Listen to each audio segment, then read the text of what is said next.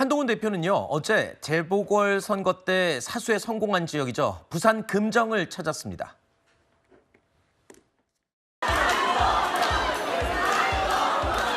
잘하겠습니다. 고맙습니다. 잘 부탁드립니다.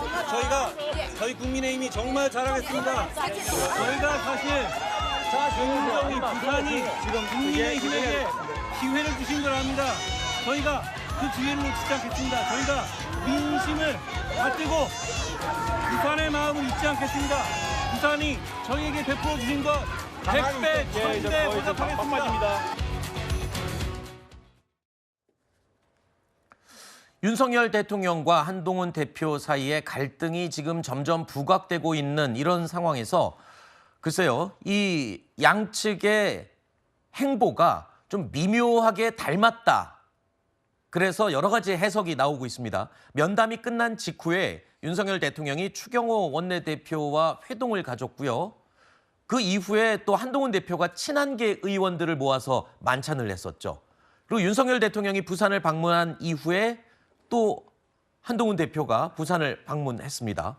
그리고 또 평소에 한동훈 대표를 저격하기로 유명했던 홍준표 대표와도 비공개 회동을 윤석열 대통령이 했습니다. 자, 이런 걸로 볼 때 뭔가 전선이 구축되고 있는 게 아니냐, 갈등이 명확해지는 게 아니냐, 이런 해석이 나오더군요.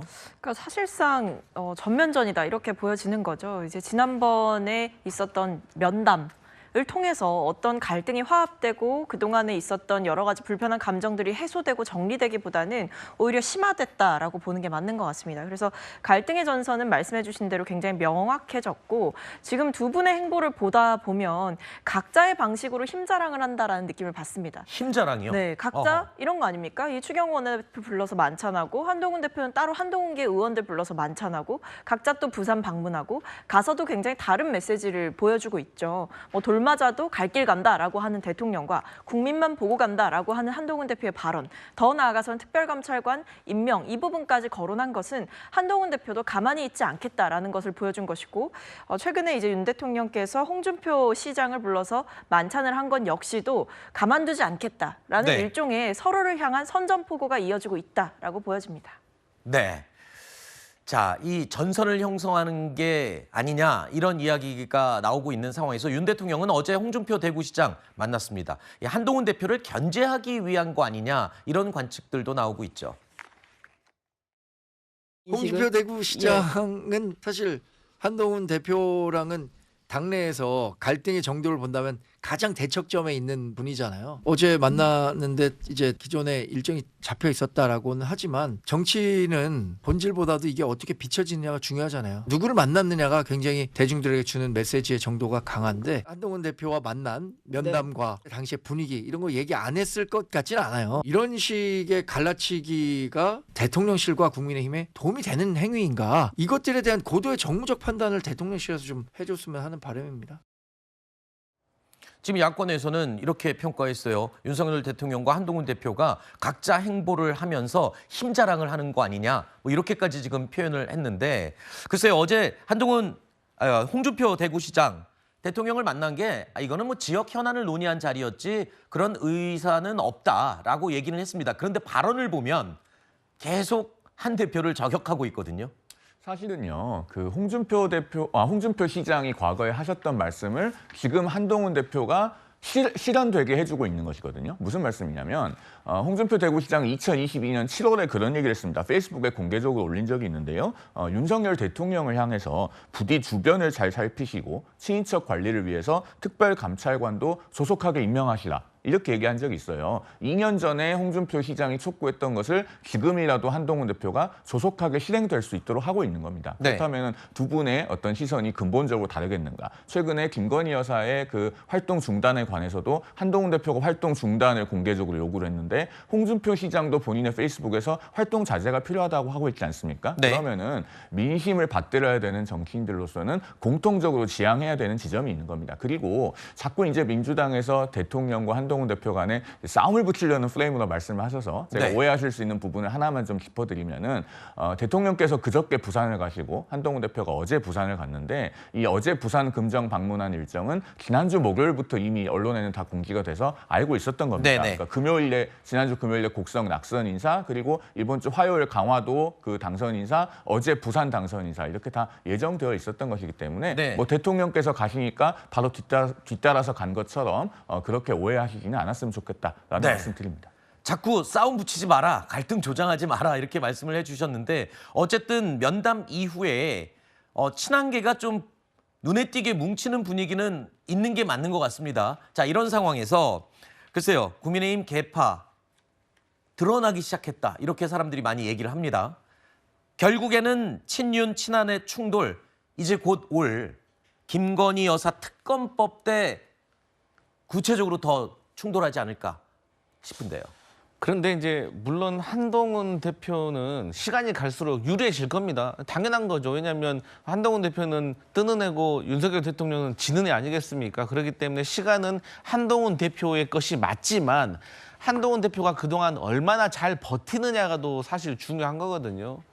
근데 그런 차원에서 봤을 때 한동훈 대표의 친한계가 늘어날 가능성이 더 높아집니다. 네. 그리고 최근에도 뭐 말을 들어보면 뭐 최대 35명까지도 있다라는 말도 있던데 그럼에도 불구하고 지금 현재 2년 반이나 대통령의 임기가 남은 상황에서 김건희 여사 특검법에 대해서 한동훈 대표가 그냥 무작정 동의를 해준다? 그러면 보수 정치의 트라우마인 배신자론에서 헤어나기가 어려울 겁니다. 네. 그렇게 되면 본인의 대선 가도에도 큰 지장이 있기 때문에 그래서 한동훈 대표가 이러지도 못하고 저러지도 못한 상황이고 그렇기 때문에 대통령이 한동훈 대표에게 어느 정도 퇴로를 열어줘야 되는 것이 아니냐. 네. 하지만 둘 다 그게 되지 않기 때문에 지금의 자중질환이 일어나는 것이다. 그렇게 보여집니다. 자, 이렇게 여당 내부 상황이 점입가경 양상으로 흐르고 있는 가운데 김재원 최고위원이요 일종의 중재자를 자처하고 나섰습니다. 한동훈 대표 면전에서 금도를 넘지 말자라면서 일침을 날렸습니다. 우리 당에서 배출한 당원인 대통령을 상대로 국정의 책임을 공동으로 나누어 지고 있기 때문에 당연히 국정에 협조도 하고 또 비판도 할 수 있습니다. 그러나 대통령인 당원을 비판할 때는 적어도 일정한 금도가 있어야 된다고 생각합니다. 혁신과 변화의 이름으로 금도를 넘어갈 때는 그것 또한 우리 편에게 상당한 상처를 입힐 수 있습니다. 우리 편끼리 싸움을 금도를 넘어서지 맙시다.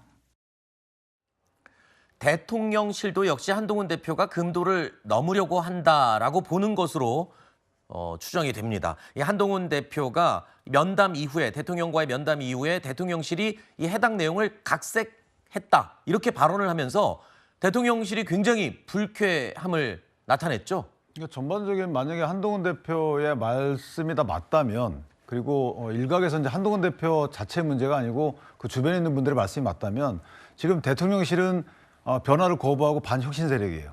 그다음에 한동훈 대표는 변화와 혁신을 추구하는 어떤 뭐 진보 세력이고 이렇게 되니까 여기서 말하는 진보는 이제 보수와 대비되는 진보가 아닙니다. 네. 이렇게 되니까 이제 대통령실에서 불쾌한 거죠. 예를 들어서 어떤 말씀들을 서로 오갔는데 대통령이 여러 가지 거기에 대한 답변을 했단 말이에요. 근데 답변에 대해서 이걸 뭐 각색, 윤색이다 이렇게 얘기를 하게 되면 그러면 한동훈 대표가 얘기한 부분을 다 들어주지 않으면 이건 반개혁 세력이고 변화를 거부하는 세력이냐 이런 이제 시각이 있는 거죠. 거기에 대한 네. 김재원 최고의 말이기 때문에 이것은 한동훈 대표와 윤석열 대통령의 싸움을 붙이는 것이 아니고 이 정도의 금도를 형성하고 여기서 변화와 혁신을 같이 해가자라는 취지의 여러 가지 행동과 말들이 나와야 된다. 이런 취지의 말을 했기 때문에 아마 중재자란 단어가 붙은 것 같은데 저는 개인적으로 김재원 최고의 말에 동의하는 것이 네. 지금 이제 민주당 입장에서 보면 국민의힘과 당정이 싸우길 바라겠죠. 이재명 대표가 저렇게 어려운 시기이기 때문에. 그러나 우리가 가만히 생각해 보면 지금 보수 세력의 의석 구조나 아니 지지율 등을 볼 때 상당히 어려운 시기거든요. 그렇다면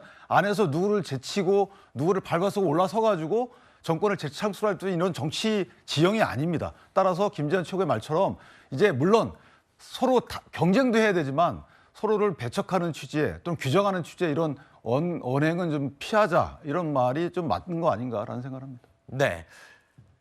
그리고 윤 대통령과 한동훈 대표와의 면담에서 이 고유 권한, 대통령의 고유 권한인 인사 문제에 대한 언급이 있었죠. 한동훈 대표가 호가호위하는 이들은 잘라야 된다 이렇게 얘기를 하자 대통령실 입장은 이랬습니다.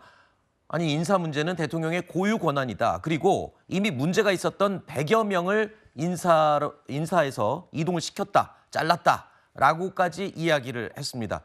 이에 대해서 또 일각에서는 100명을 자르면 뭐하냐. 결국엔 김 여사 라인이 그대로 있는 것. 그쪽을 잘라내지 못한 게 문제다. 이렇게 지적을 하기도 하고 있는데요. 자, 윤 대통령이 이틀 전 부산 범어사를 방문했을 때 했던 발언도 여러 가지 해석이 나오고 있습니다. 업보라고 생각한다라고 발언을 한 부분인데요. 그 업보, 과연 누구를 겨냥한 것이고 또 돌을 맞아도 계속 가겠다라고 했거든요. 이 돌은 그러면 누가 던지는 거냐? 뭐 이런 얘기까지 나오고 있어요. 그러니까 이게 그러니까 한동훈 대표를 겨냥한 것 아니냐, 은연중에 한동훈 대표의 최근에 그 비판을 우회적으로 표현한 것 아니냐 이런 생각이 드는 대목들이죠. 근데 실제로 봐도 그렇습니다. 그러니까 지금 같은 상황에서 돌을 던져도 그냥 맞고 가겠다라는 것은 도대체 무엇을 위해서 그렇게 한다는 것인가라는 것을 묻지 않을 수가 없고, 그래서 이런 이야기도 나오는 거죠. 김건희 여사만을 위해서 돌 던져도 맞고 가겠다라는 것이냐, 김건희 여사 문제는 결단코 손댈 수 없는 윤석열 정부의 성역인 것이냐, 이런 생각이 드는 상황인 것이고요. 그다음에 한동훈 대표, 업보에 왜 한동훈 대표가 소환되냐 생각해보면 한동훈 대표와의 인연이 워낙에 윤 대통령이 깊고 오랜 시간 동안 함께 해왔을 뿐만 아니라 사실은 공직에 임명을 해준 것도 윤석열 대통령이었죠. 법무부 장관을 시켜줬고 더 나아가서는 당에서 비상대책위원장으로 활약할 수 있도록 어느 정도의 동의를 표해줬기 때문에 지금의 한동훈 대표를 만든 것은 결국에 윤석열 대통령이다. 이런 얘기가 나오면서 윤 대통령이 지칭하는 저 업보라는 단어, 그리고 날아오는 돌이라는 저 표현은, 돌이라는 표현은 어쨌든 지금의 한동훈 대표와 한동훈 대표가 하고 있는 비판들을 지적하는 것이 아니냐라고 해석이 충분히 가능한 상황인 것 같습니다. 네.